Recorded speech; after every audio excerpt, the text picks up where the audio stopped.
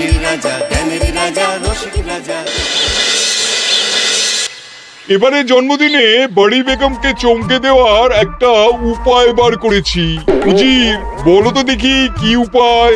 নবাবের সাজিশের হদিশ পাওয়া আমার বুদ্ধিতে নামুমকিন। বেশক বহুত বড়িয়া কোনো মতলব আছে।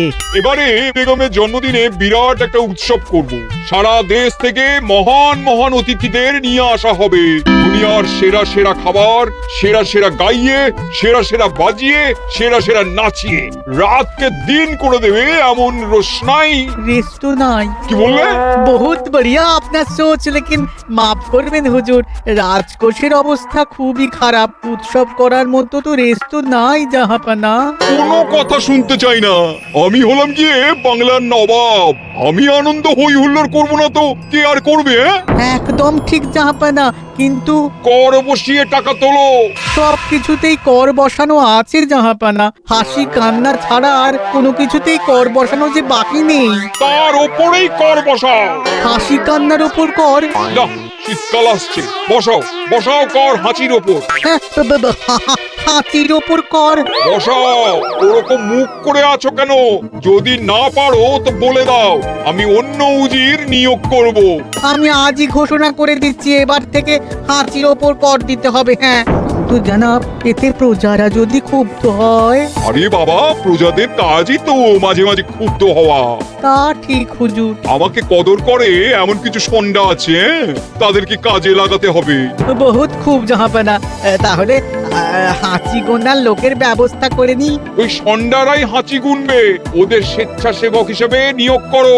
বহুত খুব জাহাপানা। সব জায়গায় লোক পাঠাতে শুরু করো। তবে কৃষ্ণনগরে বেছে বেছে লোক পাঠাবে। আর মনে রেখো, ওখানে গোপাল আছে।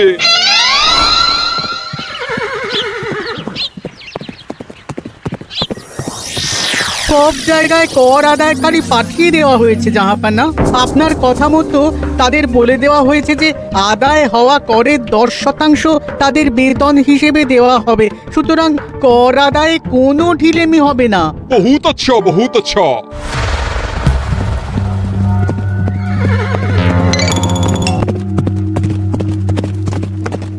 হ্যাঁ, তুমি ঠিক পড়েছো তো মন্ত্রী? হাঁচির উপরে কর? বলেন তো, আর একবার পড়ছি মহারাজ। আসলে এটা নবাবই মশকরা। আমাদের নবাব যে খুবই রসিক মানুষ তা তো আমরা দেখেছি। বারবার কৃষ্ণনগরের সঙ্গে রসিকতা করতে গিয়ে হাঁড়ি ফেটে রস একেবারে মাখামাখি হয়েছে, আর সারা গায়ে পিঁপড়ে ধরেছে। মস্করা নয়, একদম সত্যি কথা। হাঁচির উপরে কর বসানো হয়েছে, আর আমরা হলাম নবাবের খাস হাঁচি গোনার দল। আমরা এই কৃষ্ণনগরে থিতু হয়ে বসলাম বটে। এবারে হাঁচি গুনবো আর মোহর আদায় করব। গোপাল, তুমি কি বলো? সর্দার, তোমাদের এখানে আসা একেবারেই লোকসান হয়েছে। কেন মশাই? আচ্ছা, আপনি গোপাল? না না, আপনার কোনো কথাই শুনবো না। আমাদের বই বই করে বলে দেওয়া হয়েছে, গোপাল হইতে সাবধান। সর্দার, আমি তোমাকে সাবধান হতেই বলছিলাম। হাঁচি ধরতে গেলে তোমাদের খুব সতর্ক থাকতে হবে, কারণ এই কৃষ্ণনগরের বাসিন্দাদের শরীর স্বাস্থ্য এত ভালো যে এখানে কেউ হাঁচে না, কাশে না, ঢেকুর তোলে না, ইয়ে করে না। বলেন কি মশাই? এটা তো নবাবকে জানাতে হচ্ছে। যাও যাও, এক্ষুনি মুর্শিদাবাদে ফিরে গিয়ে নবাবকে জানাও। ওরে, কেউ এদের যাওয়ার ব্যবস্থা করে দে। ওই তো হেঁচেছে। হাসি এক। পুরো এক মোহর। হাঁচি দুই মোহর। আরে, এটা তো হাঁচির বাচ্চা, এটা তো ধরলে চলবে না। কেন? হাঁচি হলেই তো হলো। কি করব সর্দার? লিখবো? দেখ, একবার গুনে যখন ফেলেছি পুরো ছাড়তে পারবো না। আধমোহর লেখ। এটা কাশি, কাশিতে কোনো করের কথা নেই। ওই লেখ লেখ লেখ লেখ লেখ। হাঁচি 3, পুরো এক মোহর। হাঁচি 4।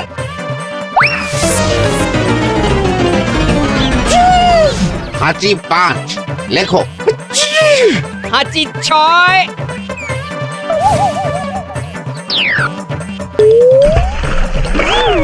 যা যা কি রে, শুনেছিলাম কৃষ্ণনগরের মন্ত্রীটা মাথা মোটা, প্রমাণ হয়ে গেল। জল থেকে উঠবে যখন ঠান্ডা লেগে হাঁচি তো আরো বাড়বে। জলে বুড়বুড়ি উঠছে, এটা জলের তলায় তলায় হাঁটছে, হাঁচি সাত।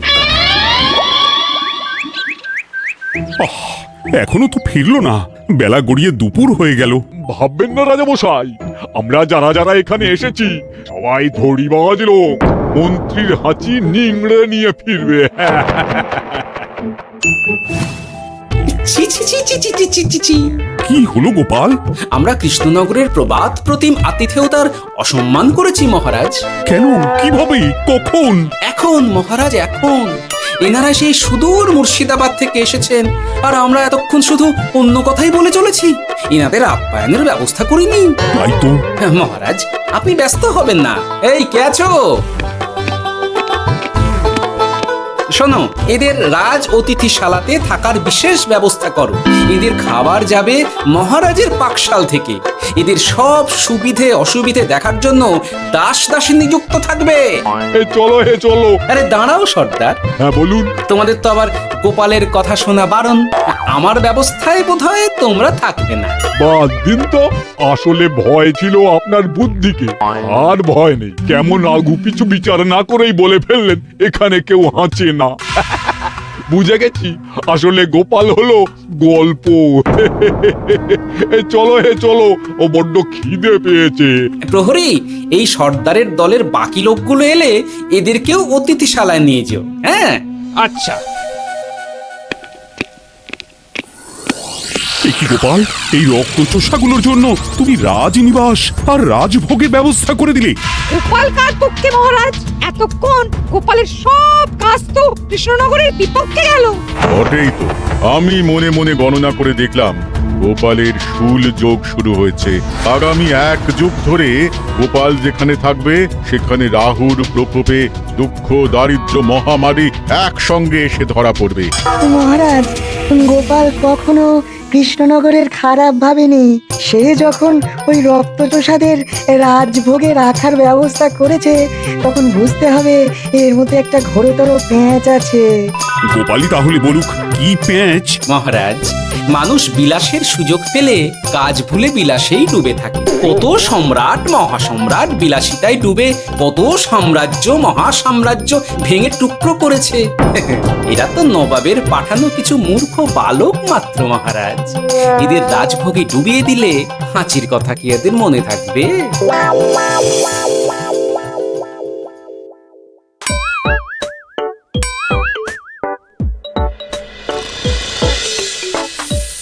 কি ব্যবস্থাপনা সব ঠিক আছে তো? হ্যাঁ হ্যাঁ, খাসা ব্যবস্থা হয়েছে। আপনারা আমাদের অতিথি বলে কথা, আরাম করুন।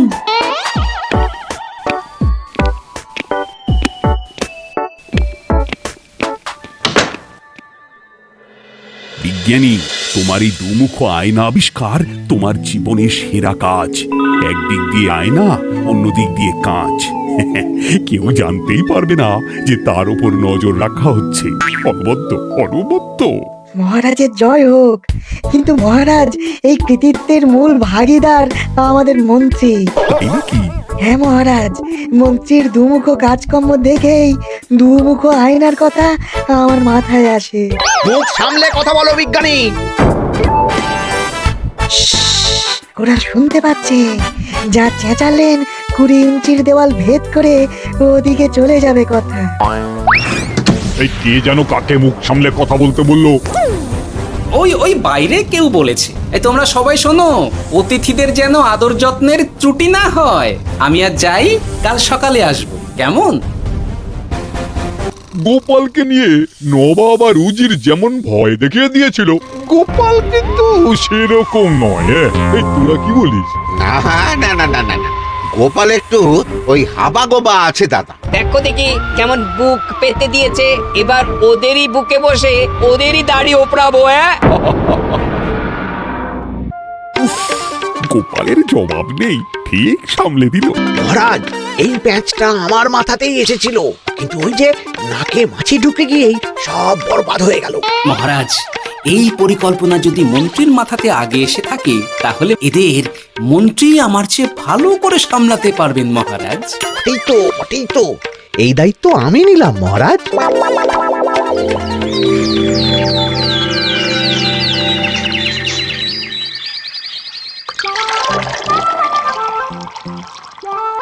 আহা, সকালে ঘুম থেকে উঠে এই রকম বেলের পানা যেন স্বর্গের অমৃত।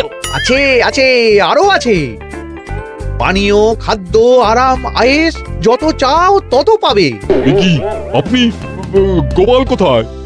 মহারাজ বিবেচনা করে দেখেছেন যে মহামান্য অতিথিদের পরিচর্যার ভার গোপালের মতো একজন ভাঁড়ের পক্ষে বহন করা সম্ভব নয়, তাই এই দায়িত্ব আমাকে দেওয়া হয়েছে। কিন্তু কোনো কিন্তু নেই সর্দার, আমি যে খানা পিনা নাচা গানা আমোদ আহ্লাদের ব্যবস্থা করেছি দেখে তুমি চমকে যাবে। দেখা নয় বিজ্ঞানী, এবার শুধু কাজের সময়। কাল মন্ত্রীর উপর ওদের ভার ছেড়ে দিয়ে কৃষ্ণনগরের যে সর্বনাশটি করেছো, কোনো কাজ করে আর সেটিকে সামলানো যাবে না। হ্যাঁ, আহা, তোমার দেখছি মন্ত্রীর উপরে একটুও আস্থা নেই। ঠিক কি প্যাচ করছো বলো তো? প্যাচের কথা পরে হবে, তোমাকে যত তাড়াতাড়ি সম্ভব হাঁচির ওষুধ আবিষ্কার করতে হবে। হাঁচির ওষুধ? হ্যাঁ, হাঁচির ওষুধ। ওভাবে দেখছো কি বন্ধু? তোমাদের কাজের সব দায়িত্ব এখন আমার কাঁধে।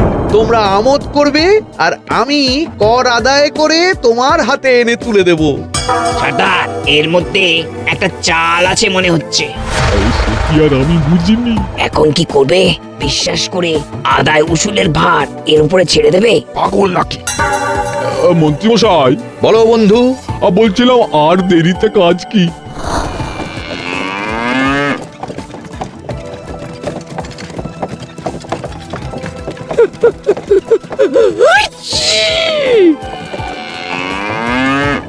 মন্ত্রী, লেখো হাঁচি এক। ওহে, তোমার নাম কি? মন্ত্রেশ্বর হুজুরি আগে। লিখুন মন্ত্রী মশাই, নাম লিখুন। ওহে মন্তেশ্বর, হাঁচি কর, এক মোহর ছাড়ো দেখিনি। হাঁচি দুই। আরে যাও, দৌড়ে গিয়ে দু মোহর আদায় করে আনো। ওরে, তোরা সব কৃষ্ণনগরের কোণে কোণে ছড়িয়ে পড় দেখি, একটা হাঁচিও যেন বাদ না পড়ে। হ্যাঁ,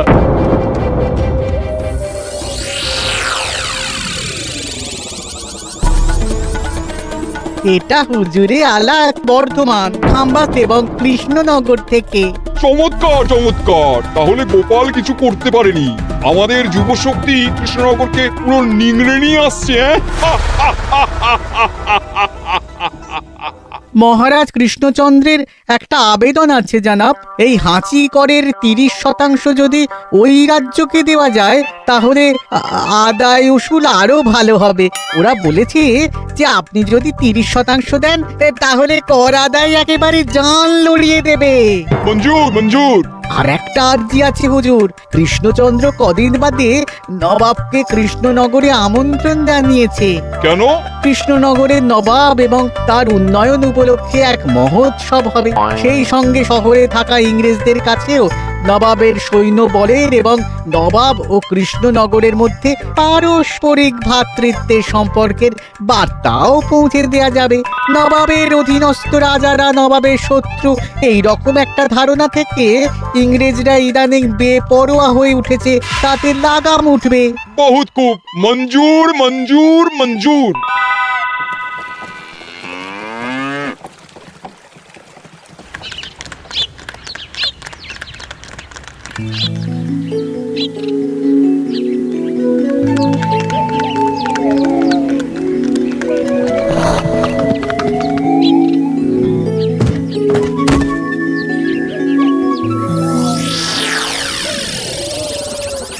কি ব্যাপার গোপাল? জাহাপনা, বলুন কি খিদমত করব? আমি যা বলবো তাই করবে। অবশ্যই জাহাপনা। क्या बात क्या बात। উজির তুমি সাক্ষী, মহারাজ কৃষ্ণচন্দ্র আপনিও সাক্ষী। গোপাল আমাকে কথা দিয়েছে আমি যা চাইবো তাই করবে। গোপাল তুমি আমার সঙ্গে মুর্শিদাবাদ যাবে, এখন থেকে আমার দরবারের বিদূষক হিসেবে থাকবে, কেমন? ওরে ওরে ওরে ওরে ওরে তোরা বাজনা বাজা। এখন থেকে গোপাল আর কৃষ্ণনগরের নয়, গোপাল মুর্শিদাবাদের। চলছে বাজা। কি হলো? হুজুর মনে হচ্ছে আপনার সৈন্যদল হাঁটছে। হ্যাঁ? হুজুর, হাঁচিগড়ের বন্যা সব সৈন্য 10-12টা করে হেঁচে ফেলেছে। মানে প্রচুর মোহর হয়ে গেছে আর বাড়ছে বাড়ছে। আমার হাঁচি গোনার দল একটা হাঁচিও বাদ দেবে না। মোহর রাখার জন্য নতুন পোশাকখানা বানাতে হবে হুজুর। সর্দার আমাদের হাসিগুলো কি খুলবো? হ্যাঁ, নিশ্চয়। একটা হাঁচিও যেন বাদ না পড়ে। চলুন হুজুর, আমরা এখানে দাঁড়িয়ে থেকে আর কি করব? ওরা হাঁচুক আর হাঁচি গুনুক। চলুন নবাব বাহাদুর, আপনার জন্য কৃষ্ণনগরের রাজাদিত্য অপেক্ষা করছে। হুজুর আমার মনে হয় আমাদের কৃষ্ণনগরে এখন আর দেরি করা উচিত হবে না। আমরা সোজা শহরের দিকে রওনা হয়ে যাই। শহরের ইংরেজদের শিক্ষা দিয়ে ফেরার পথে আমরা কৃষ্ণনগরের আতিথ্য গ্রহণ করব। সে কি? মহারাজ, নবাবের মতো কর্তব্যপরায়ণ ইনসানকে তার কর্তব্য পালনে বাধা দেবেন না। আমরা ওনার শহর থেকে ফেরার অপেক্ষায় থাকবো। ঠিক ঠিক, আমার এক্ষুনি শহরে যাওয়ার দরকার। ইংরেজরা সব নিয়ম কানুন ভেঙে চুরে যা ইচ্ছে তাই করতে আরম্ভ করেছে। বুঝি সৈন্যদের ডাক দাও, চলো রওনা হই। কিন্তু জাহাপনা, আপনার সৈন্যদের থেকে পাওনা মোহরগুলো এতক্ষণে যা হেঁচেছে, লাখখানেক মোহর তো হয়েই গেছে। ওটা আমরা নিজেদের মধ্যে বুঝে নেব। কিন্তু ওই করের 30% যে কৃষ্ণনগরের পাওনা। পেয়ে যাবে। শহর থেকে ফিরি। আরেকটা কথা, হাঁচি কর ব্যবস্থা এখন থেকে উঠে গেল।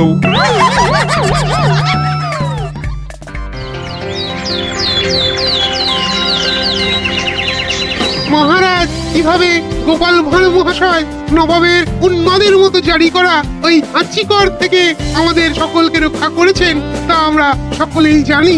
সমাজের তরফ থেকে তাই গোপালকে সামান্য উপহার। ওহ গোপাল, সত্যি তোমার জবাব নেই। কিছুই হতো না যদি না বিজ্ঞানী ওই হাঁচি চূর্ণ আবিষ্কার করত। এই উপহারের অর্ধেক কিন্তু বিজ্ঞানী। সবই তো বুঝলাম, নবাবকে সৈন্য সহ নিমন্ত্রণ থেকে সৈন্যদলকে হাঁচি চূর্ণ মাখানো, চাঁদোয়ার তলায় ঢোকানো পর্যন্ত।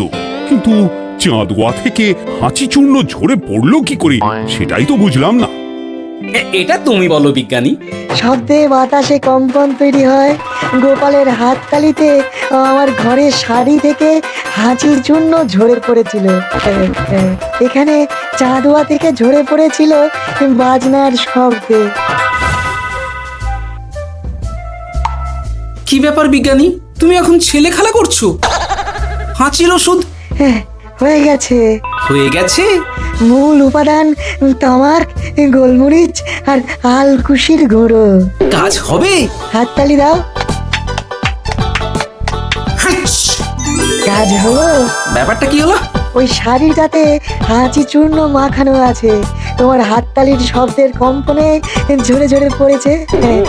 একবার নাকের কাছে এলে পিঁপড়ে থেকে পিশাচ হাঁচতেই হবে। হাঁচতে হবেই হবে। নবাব যদি বাজনা বাজাতে না বলতো। আমাদের বাজনদাররা তৈরি ছিল মহারাজ। যাক, সবই ভালোই মিটে গেল। যার শেষ ভালো তার সব ভালো। ব্যাস, এখন শুধু একটাই কাজ বাকি। নবাবের কাছ থেকে করে 30% বাবদ পাওনা মোহর মুর্শিদাবাদে গিয়ে নবাবের কাছ থেকে তুমি নিয়ে আসবে। আচ্ছা মহারাজ।